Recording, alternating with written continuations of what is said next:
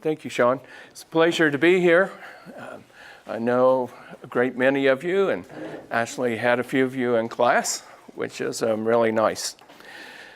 And today I'm going to be talking about how I have thought about doing an ecological approach to doing history. In fact, I've been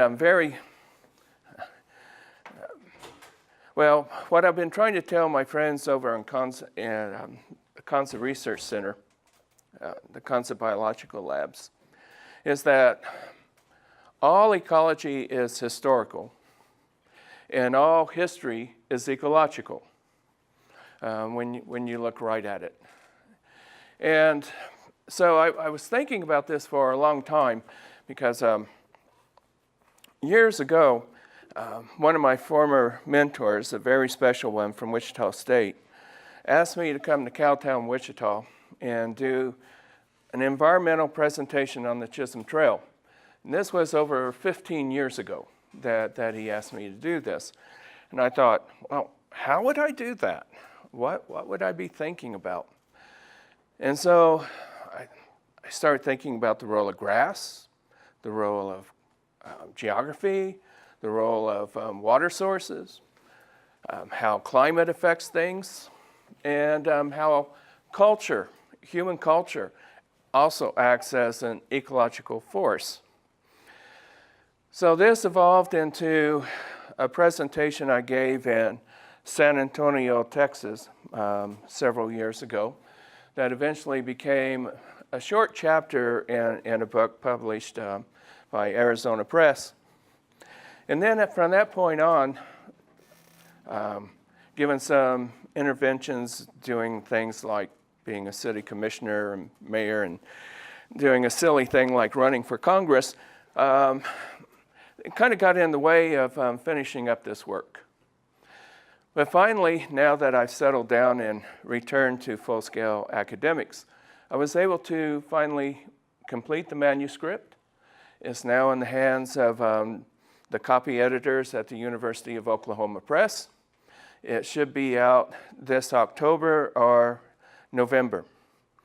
And I've titled this work, Joseph McCoy and the Great Feral Game, an Environmental History of the Chisholm Trail. And how many of you know anything about the gambling game called feral? You do, Jared? No. I plead innocent. You plead innocent? Ron, not you? Never played it? Wow.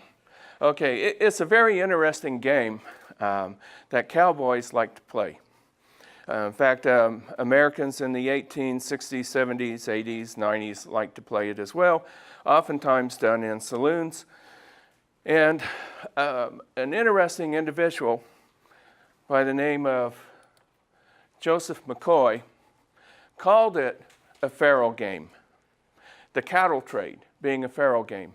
And it sort of struck me when I was with my cousin who has been in the cattle business all of his life. And so I was riding around with him going to sale barns, and I was watching the auctions. I go, Mike, how is anybody going to make money off of the cattle that they're buying them for these prices given markets? I said, this just looks like institutionalized gambling to me. And my cousin said, well, yeah, he's older than me, so he calls me Jimmy. He said, well, Jimmy, it certainly is. And it's been that way all his life. I mean, the man goes from riches to rags, from bankruptcy back to plenty. And I would certainly hate to be his banker. But Joseph McCoy understood that very early on. He was a very interesting individual. And so as I thought about this, I thought about how this is a gambling game, it's a card game. And then I thought about feral. Well, I thought about how does feral work? And it's a very interesting game where one card and the same card, depending on how it comes up out of the deck, can be a winner or it can be a loser. And I thought about that, well, that's the cattle trade. You think you're playing a card that oftentimes has been a winner, and then it shows up as a loser.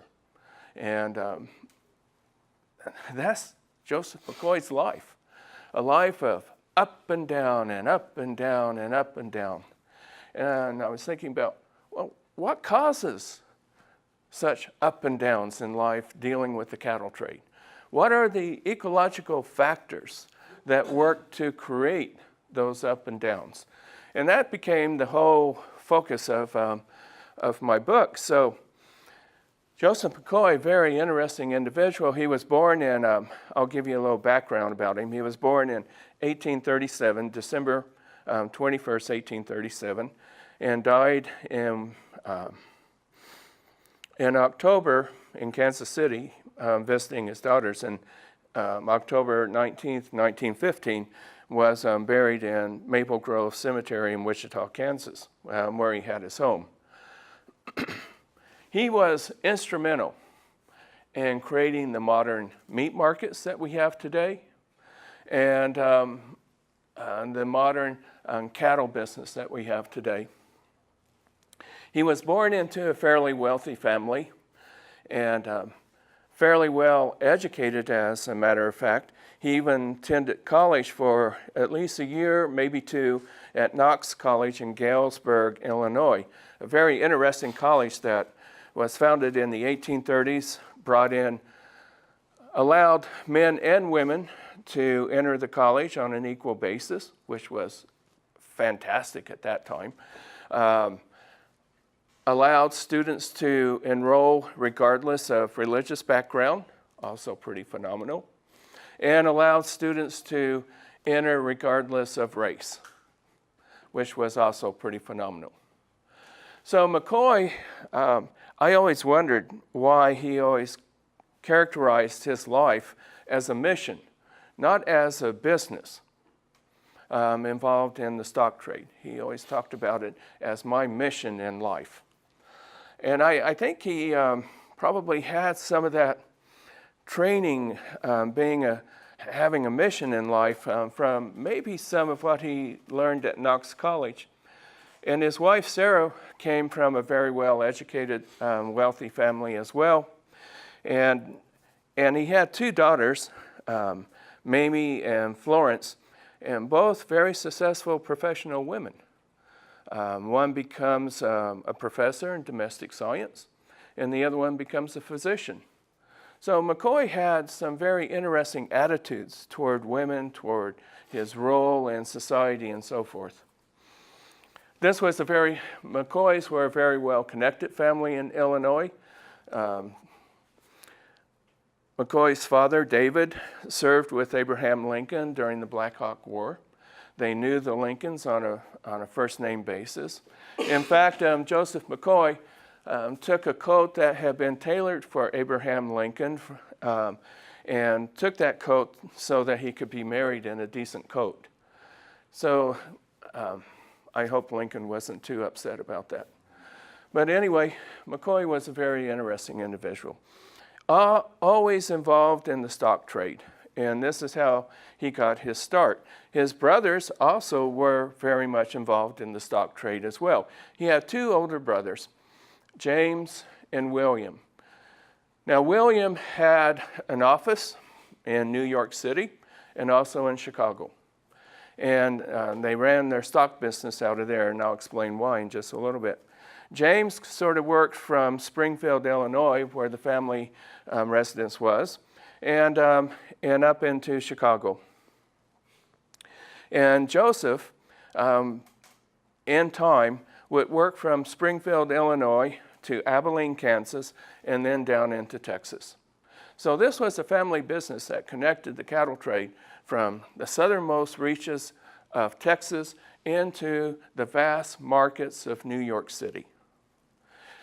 Now, this is what allowed him to be, you can't see this real clearly. This was a photograph taken by Alexander Gardner in 1867, shortly after the whole cattle trade business opened up in Abilene. The first cattle had arrived via the Chisholm Trail, and now they're being shipped in to supply markets to the east. And there are signs here as when you look at the original, the Great Western Stockyards. That's the Great Western Stockyards. I mean, look at that right there. That's kind of, when I think about great, usually I think about something a little bigger. But Joseph McCoy always had a way with words. And as I've tried to make the photograph larger and focus in on this photograph that Alexander Gardner took, it looks like that could have been Joseph McCoy standing there.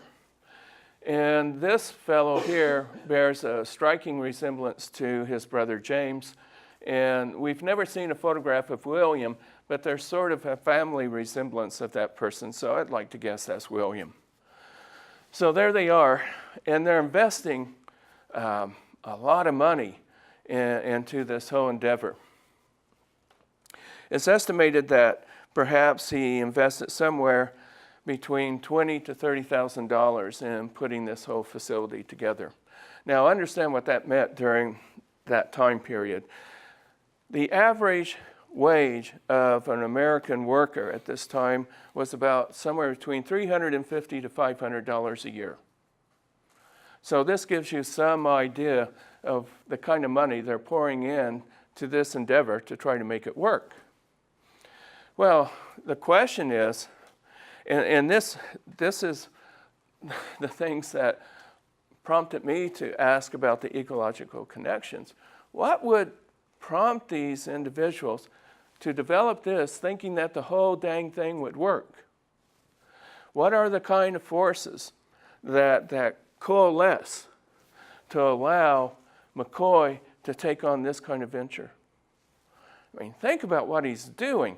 The biggest business in Abilene at this time was a saloon that was built into a dugout run by a fellow by the name of Josiah Jones, who was called the who was called the mayor of Prairie Dog Town, because there was a stagecoach line that ran through, and Josiah Jones, a good sort of portly Kentuckian, would go out and capture the prairie dogs and sell them to the visitors as they went by on their stagecoaches, and also give them a little whiskey to help them across the western portion of Kansas.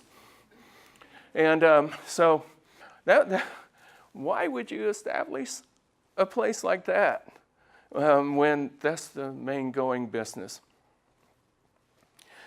Well, one of the most influential pieces that I have ever read talks about human beings as a keystone species. We hear now today about the theories about the Anthropocene. All of you know that concept? Who is familiar with that concept, the Anthropocene? Okay, John, explain it real quickly.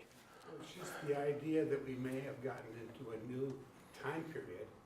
Whether or not the geologists want to buy it or not is right. Another story, but one where humans are dominating the planet. Yes, one where humans are dominating the planet. In an ecological sense, we're dominating the planet. And so Robert V. O'Neill wrote a very interesting piece that appeared in Ecology in December 2001. And I have all of my friends who do environmental history, if they want to read a piece, I tell them, you need to read this article. And it's a very, very interesting title for something published in Ecology. Is it time to bury the ecosystem concept with full military honors? Of course. And what he stresses in this piece is human beings as a keystone species, part of their ecosystems. Their culture works in an ecosystem every bit as much so as climate, rainfall, sun, wind, you name it. It's an ecological force. Culture is. And it shapes ecosystems every bit as much so as any climatic factor ever could. And maybe, as we're seeing today with the unfolding of some hurricanes, maybe with consequences well beyond our control. We set into motion things that we can't control. And this is one of the things that McCoy's experience really brought out to me. He set into motion things that oftentimes he could not control, and which made him sometimes a loser in the great Pharaoh game. So I looked at, I'll back that up a second, because this is the epicenter of where the McCoy brothers were trying to get to. This is Washington Market in New York City. And I opened the book in New York City. I don't open this book in Texas. I don't open it in Kansas or Abilene. I open it in New York City. And imagine New York City in 1866 when this was done here, when this lithograph was done. Cattle drives down Fifth Avenue. Can you picture that? Can you picture what the city smelled like with cattle drives every single day down the streets of New York City? And not only that, horses, oxen, driving carts, carriages through the city. Not only that, wild hogs and hogs being driven through the city. Sheep being driven through the city. It was pretty shitty. Okay, so, and then, there's no really centralized sewer system. People have outhouses and little dumping stations by their apartments and complexes. If you can imagine it was funny. I was with my two editorial assistants in Abilene during the celebration, and there was a small drive of longhorn cattle down the streets, which was pretty cool to see. But as those cattle passed, you got a good whiff of what cattle smelled like. And one of my editorial assistants is from New York City, and I said, that's what New York City smelled like on a very good, clean, clear day. Think about what it smelled like day in, day out. But there was a reason, and they were trying to get to this market. Remember, there are no supermarkets, and so everything's brought in fresh daily. And people congregate on these markets every single day to buy their food. And so there are several markets in lower Manhattan Island. And in fact, in servicing those markets, in the lower portion of Manhattan Island, there's an area of Manhattan that's called the Slaughterhouse District. It's called the Slaughterhouse District for a reason. Consider below 40th Street down to the tip of the island at Battery Park that there were somewhere around 150 to 200 slaughterhouses working every single day. Now that also added to the smell of the city because nearly 45% of an animal was just wasted. It was put into the back. It was called offal. I love that word, O-F-F-A-L. And those tanks were filled up with offal every single day out of 150 to 200 slaughterhouses. So that was the market. That was the gold standard for cattlemen, was to get into the New York City market because that was 1 million people. 1 million people eating a lot of beef every single day. All right. So if we look at these markets as a stimulating force in all this, this blue line on this chart began in 1866 through 1884. This blue line indicates the number of cattle driven out of Texas. You can see that varies. This is the total number of cattle driven out of Texas. Now the other line, which is somewhat astounding to me, when you consider the cattle trade across the United States, because it's not only New York City, it's Pittsburgh, Philadelphia, Boston. These are very large cities requiring a lot of beef to supply them every single day. Now, this is the cattle, the kind of orangish line. This is the cattle received into New York City. Now, look how the cattle received into just simply one city exceeds what was driven out of Texas almost every single year. The total number of cattle driven out of Texas every single year. All right, so these markets are a very powerful force drawing cattle out of Texas into northern markets. So we got to consider markets as a very powerful force in shaping ecosystems, because the cattle are going to go to some places and they're going to reorder the ecology of vast portions of the United States. And we have changing tastes that are coming about in the United States as well. Pretty soon, beef is going to become the preferred meat of choice rather than chicken, fowl, or pork.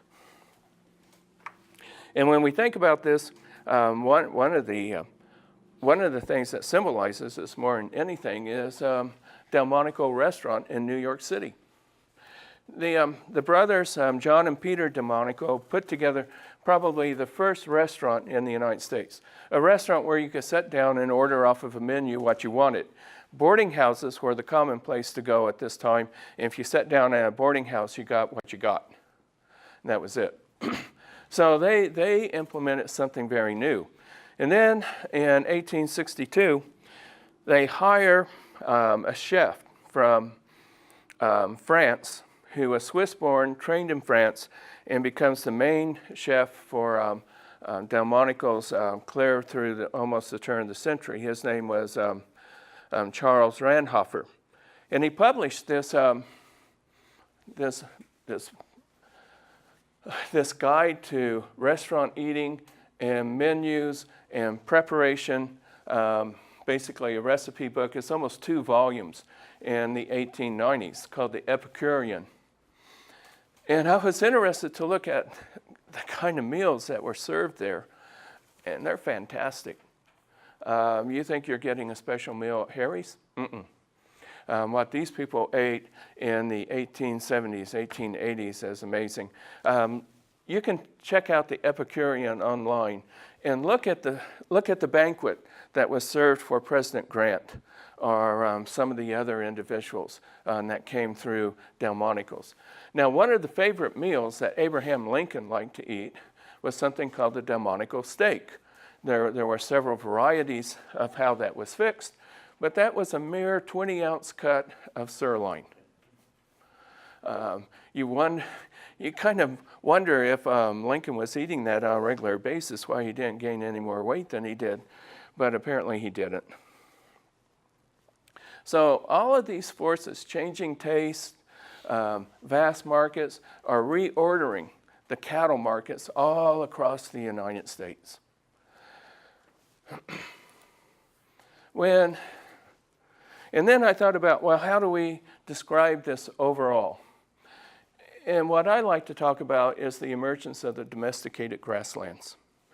And what the Chisholm Trail and the people who were involved in the cattle trade, what they did was provide a means for transforming a managed wild landscape into a managed domesticated landscape.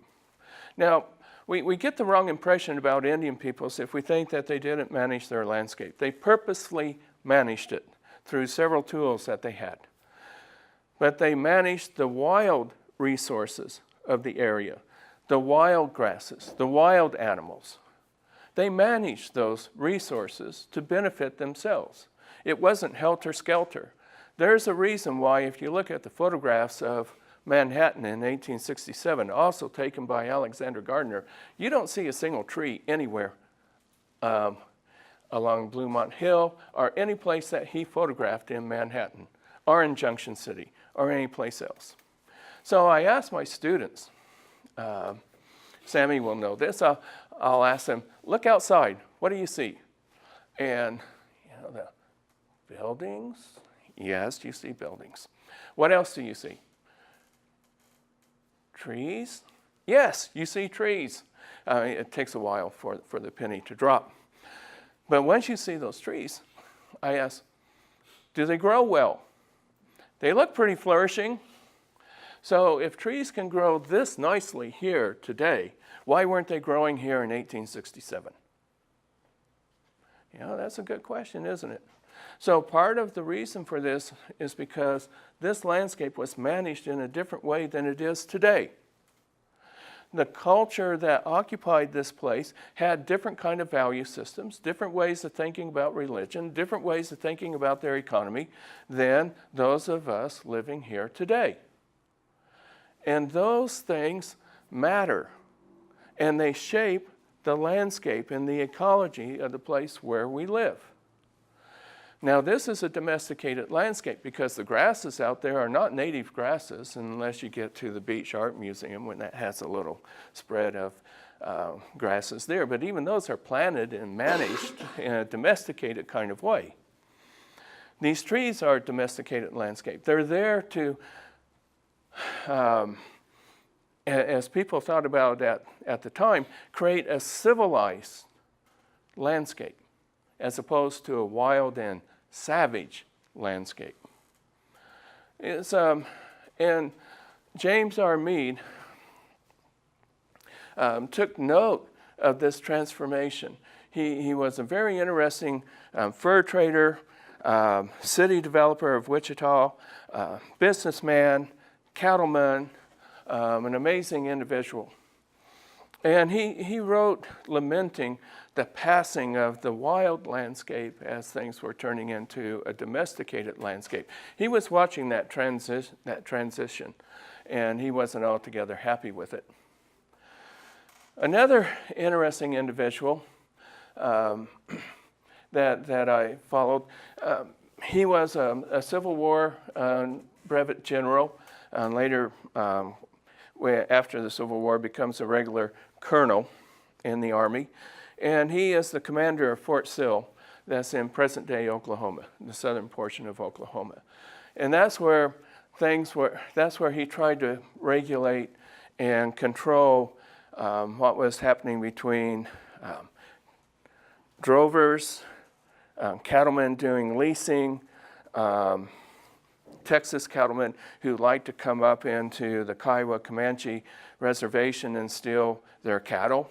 It wasn't only Indians stealing cattle from Texans, it was also Texans stealing cattle from Indians. They kind of had a reciprocal relationship there of some sort. And Colonel Hatch got the wonderful responsibility of trying to regulate all this. I wouldn't have wanted that job for love or money, but he took it.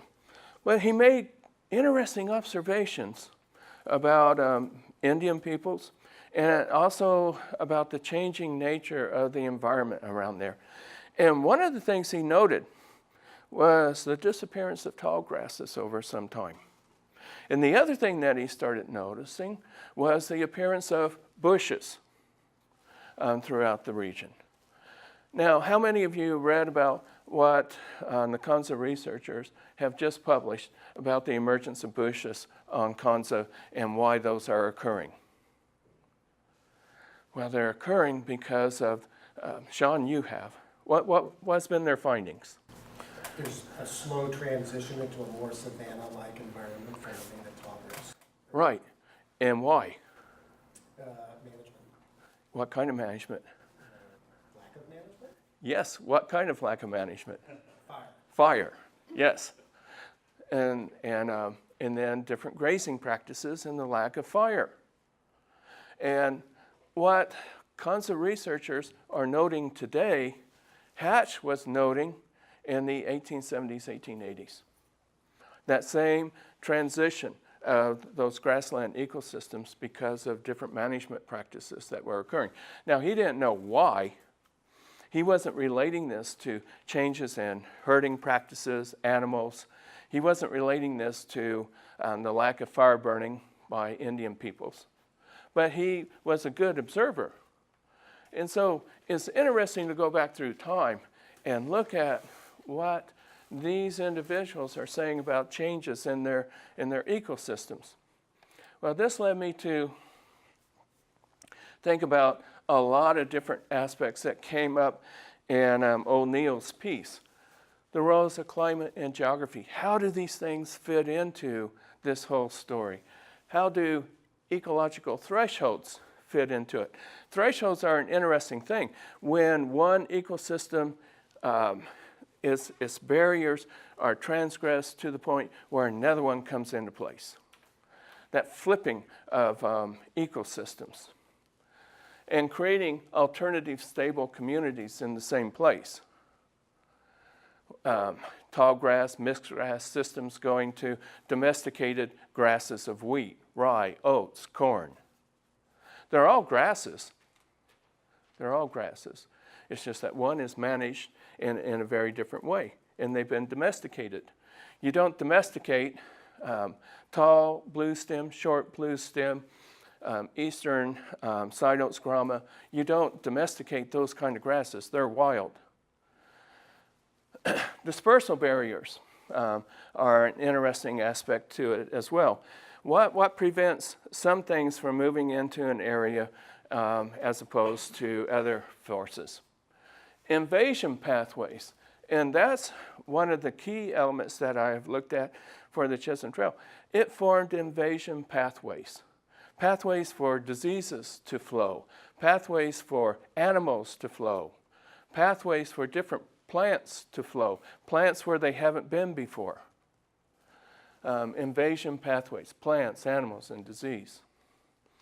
It's, when you start looking at the Chisholm Trail in that context, it starts taking on a different kind of story than happy trails to you. You know, it's very different. Let's take disease. Rhiphostophilus annulatus and Bacicia bigenuma, very interesting individuals that controlled the entire cattle trade all during the course of the great cattle drives of Texas. This one, 1/2 of a millimeter big, not a very big animal. You would think, how can an animal that small be controlling what happens in the unfolding of the whole cattle trade? And this animal had a passenger, a protozoan, Babesia bigenuma, 3 microns big. That's all. And so this organism inhabited the gut of this organism. Now, this organism flourished in the southern reaches of the United States. This organism could not live in the northern regions where there was frost and freezing weather. It would die in the winters. But in the south, particularly in Texas, Louisiana, Georgia, Florida, South Carolina, this animal flourished because it didn't die in the winters. All right. So the cattle raised in that area over time developed an immunity to the effects of this organism because the ticks would harbor and attach themselves to horses and attach themselves to cattle. And when they did so, they, as they were sucking the blood out of the cattle, they also released this protozoan into the bloodstream of the cattle. Now, what this protozoan did that was pretty nasty stuff, it bored holes into the red blood cells of the cattle. Now, once you destroy the red blood cells of an animal, that animal's in pretty serious condition. And it dies pretty fast as a result. But what happened over time is that southern cattle, when the mothers fed their milk to the calves, that milk has a lot of antibodies in it. And over time, these calves acquired an immunity to the effects of this invasion. Now, that was only southern cattle. Northern cattle lacked this ability because the tick didn't flourish there. Now, there's a difference in the cattle in the south and in the north. The southern cattle largely come from Spanish origins, and those were what we call the longhorns today. The Cherokee cattle were a little different. They oftentimes crossed with longhorns, and they were also originally an English breed. They were a little smaller than longhorns and all black. And so in the trade at the time, you see a distinction between what were called the Cherokee cattle in the south and longhorns. Texas cattle, Cherokee cattle. So there was a distinction. In the north, these are shorthorn varieties, primarily Durhams, but there were other breeds being brought in from England to upgrade the herds throughout the north. But those cattle, coming as they did into the northern reaches, lacked the immunity to this disease. Now, this is going to perplex cattlemen clear through the almost up to the turn of the century.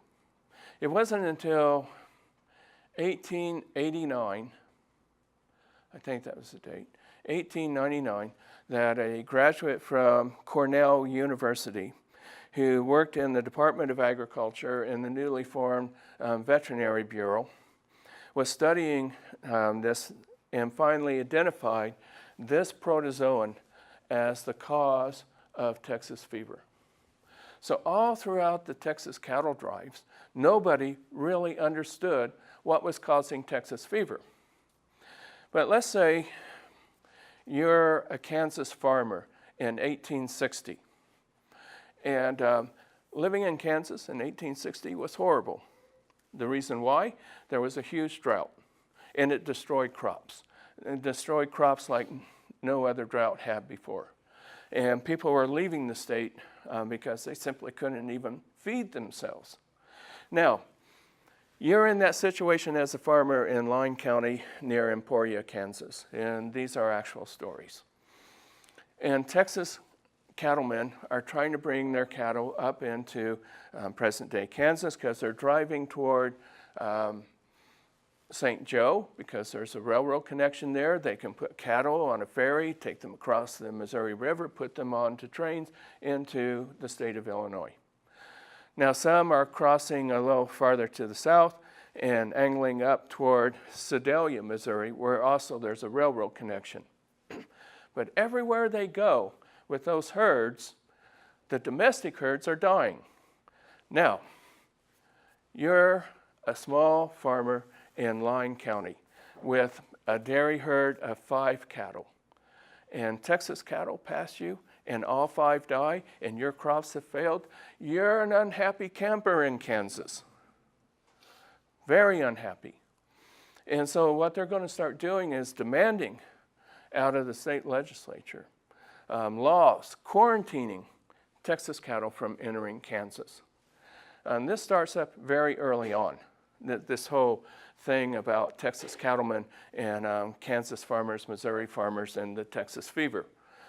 And so the state legislature, as it becomes a new state in 1861, implements some of the first legislation outlawing Texas drives into the state of Kansas, except only during certain times of the year, during winter, when obviously then they understood that the Texas cattle didn't pose any danger in winter. They just couldn't figure out why.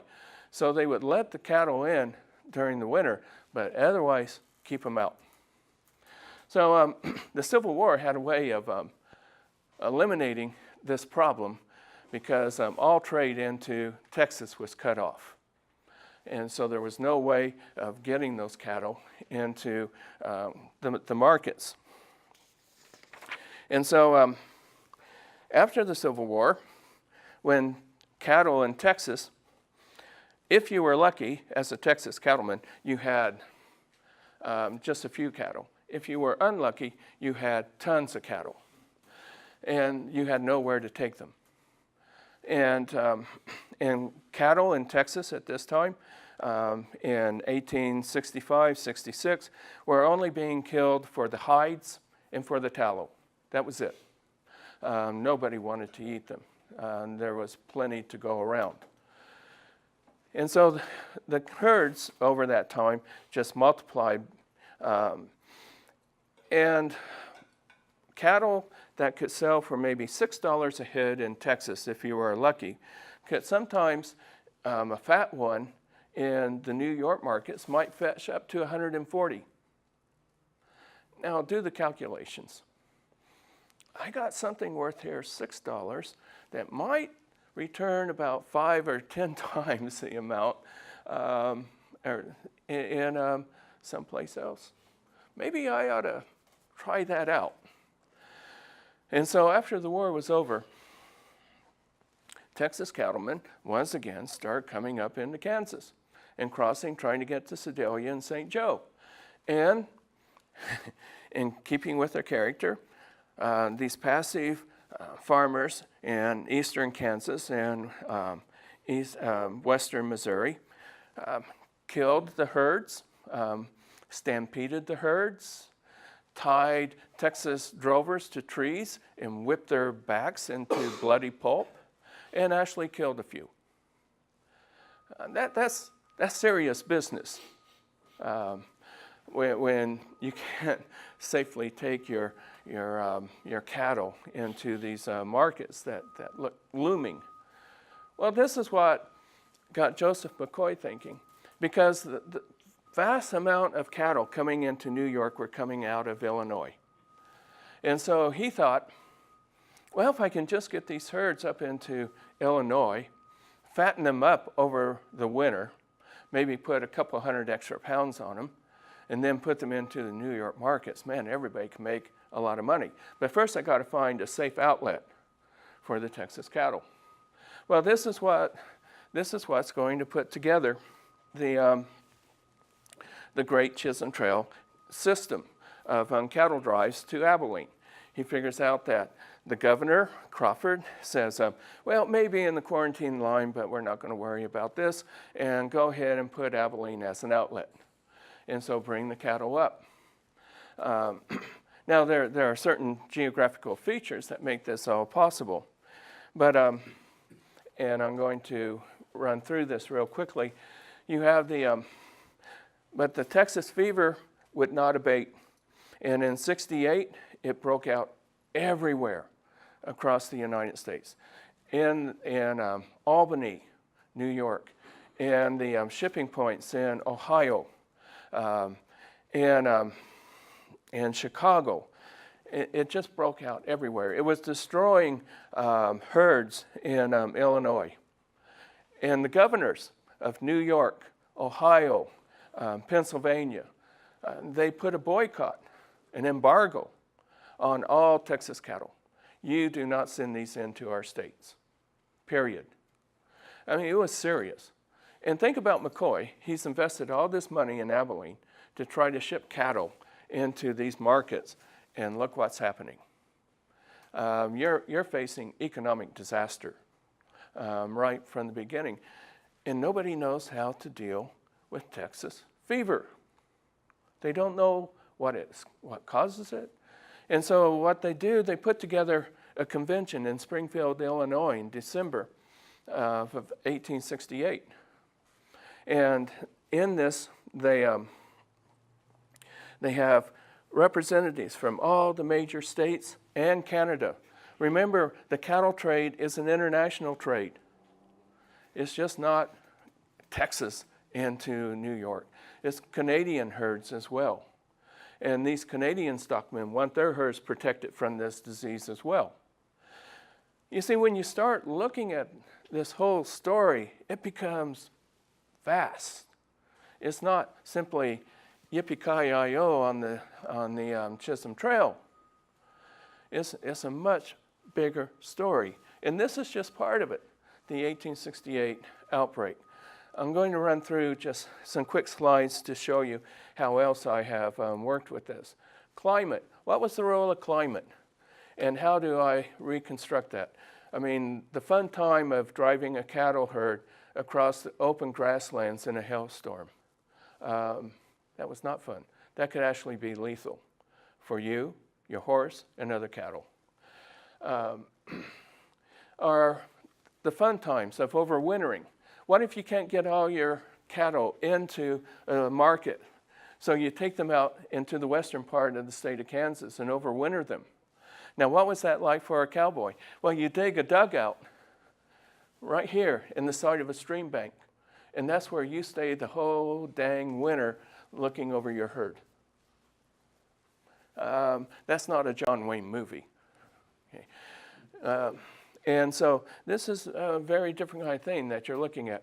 Well, I put together the climate of this area by looking at particularly these 5 forts. And the post surgeons did a magnificent job of helping me. Every single day, 3 times a day, recording temperature, recording wind direction, wind speed, amount of cloudiness, rainfall, and then putting nice notes over here when they noted whether or not there were prairie fires, when geese were coming, the first freezes, and so forth. And so when you have this kind of record on a monthly, daily, hourly basis, you can do some pretty interesting things with putting together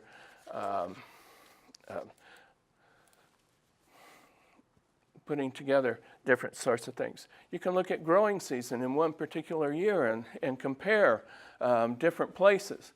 Fort Bliss down in southern Texas, Fort Arbuckle in present-day Oklahoma, Fort Riley, and Fort Larned.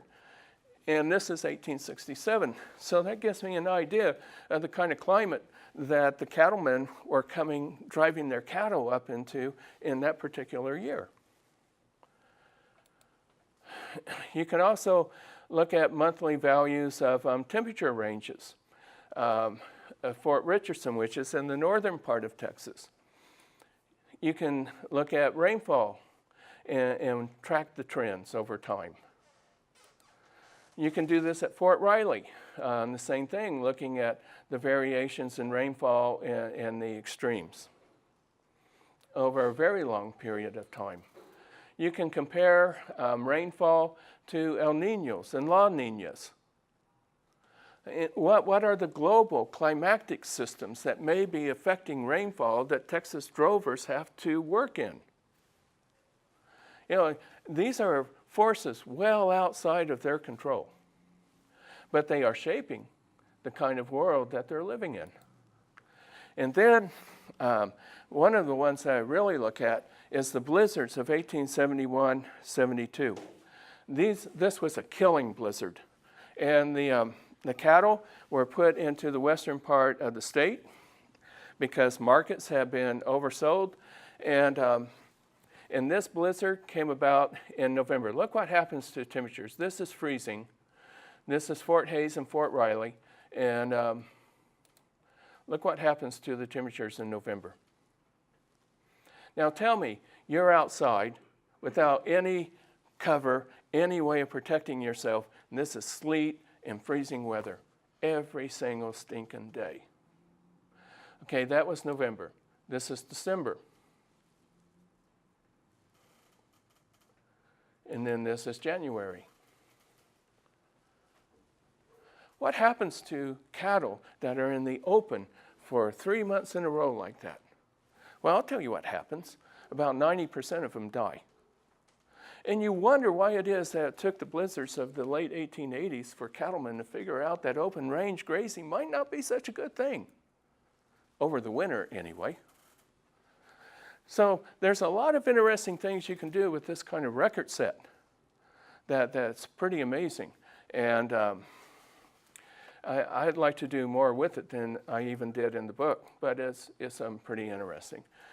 And then there's the role of prairie fires, and I'm not going to be able to get into this, but prairie fires as shaping the landscape and whether or not you want them or whether or not you don't.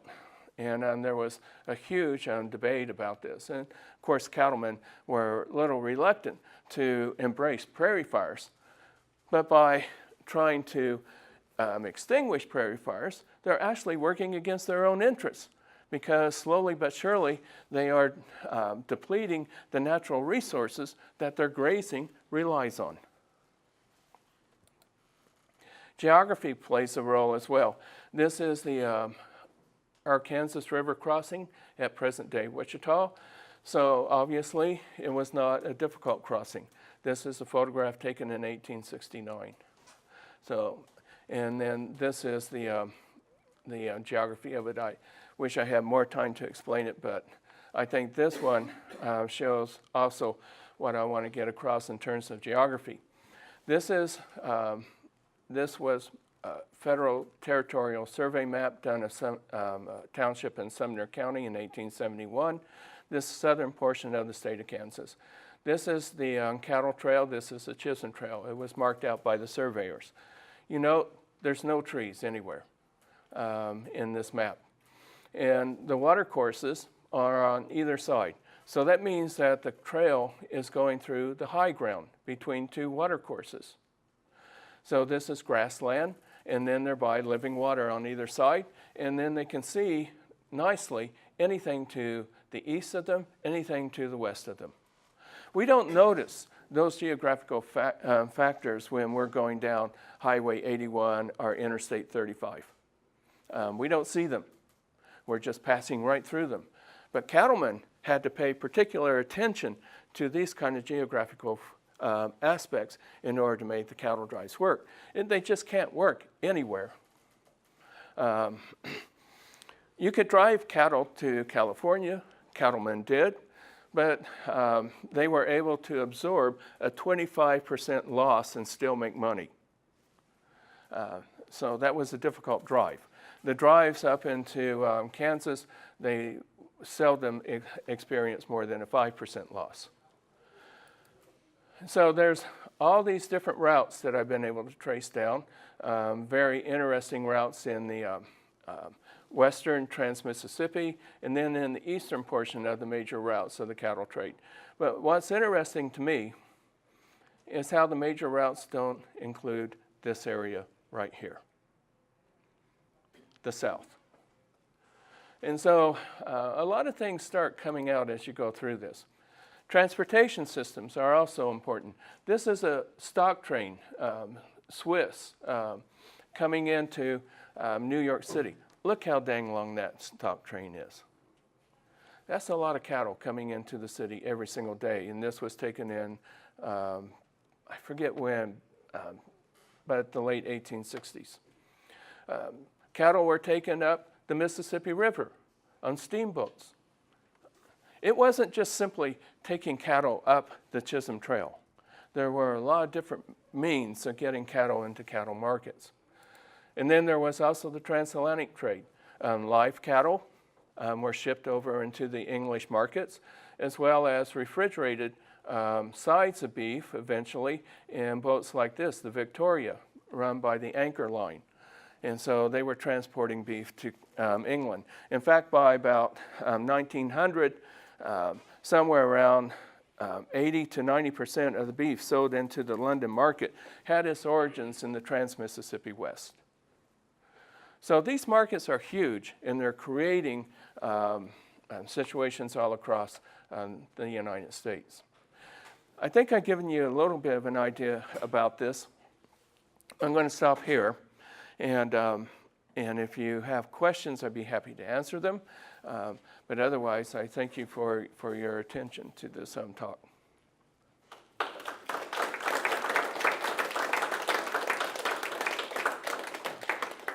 So any questions? Yes. Yeah. What are the biggest surprises that you've encountered in doing your research on the Chisholm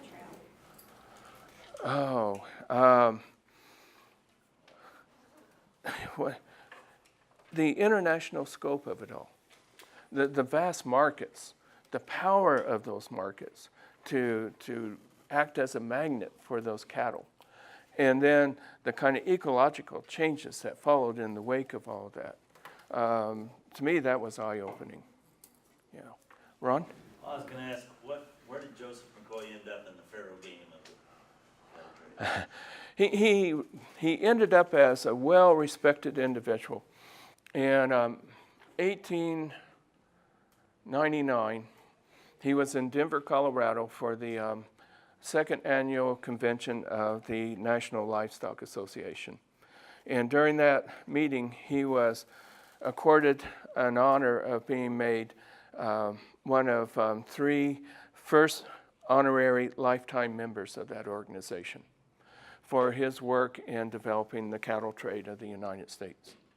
So he was a well-recognized individual. Toward the end of his life, he also worked for the Census Bureau, detailing the cattle trade in the United States and doing these reports for the Census Bureau. He had a varied life as an entrepreneur, and but I don't think he died a wealthy individual, and but he was highly regarded at the time. An individual who we don't know a whole lot about, as the varied aspects of his life come into place is amazing. He worked in making Denison, for example, Denison, Texas, the first place where there was a combined railroad yard, stockyard, slaughterhouse, packing house, also putting onto ice refrigerated cars, taking up into the New York markets. This was before Swiss and Armour.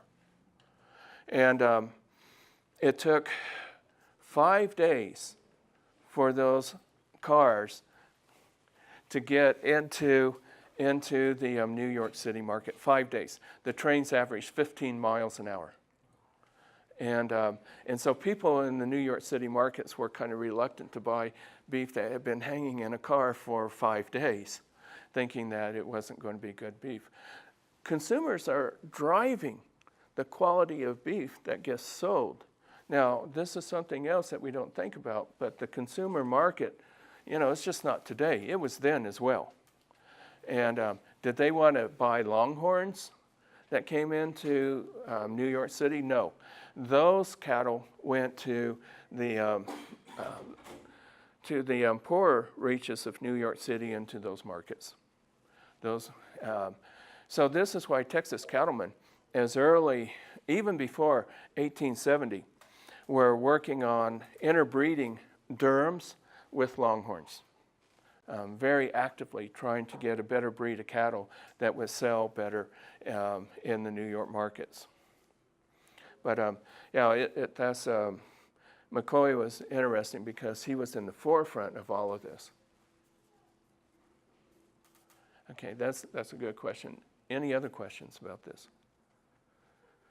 He's an amazing individual. If you want to learn more about the ecological connections, the book will be coming out this fall. It's a great Christmas gift for friends and family. Thank you.